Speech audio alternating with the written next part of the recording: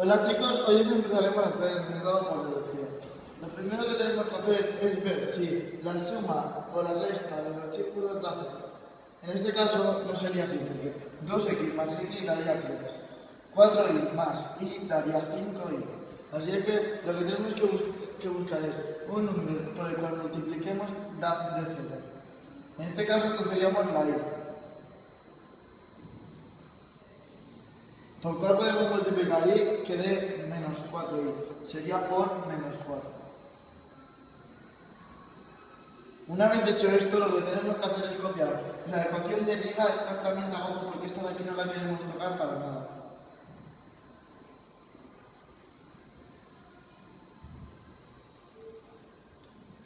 Una vez copiada ya podemos empezar a multiplicar menos 4 por la ecuación de abajo.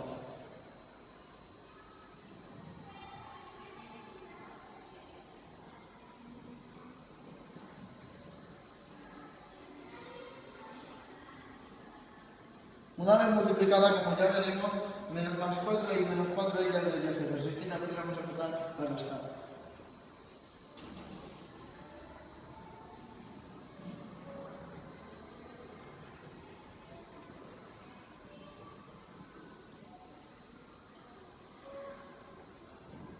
Una vez hecho esto, ya podemos saber el valor de la x. X es igual a menos 7. Ahora, x es igual a menos 7 partido 7. Y esto quedaría 1. Ya tenemos el valor de la x, sería 1.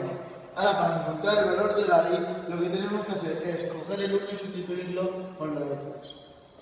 Que en este caso cogeríamos la primera ecuación, por ejemplo. Quedaría 1 más 4y es igual a más 10.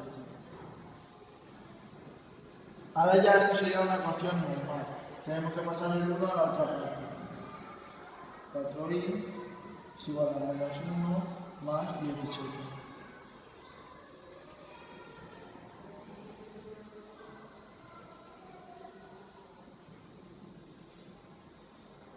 Es igual. 16 partido 4, que esto sería igual al 4. Y así ya teníamos también el valor de la y. Y así es el método por deducción, chicos.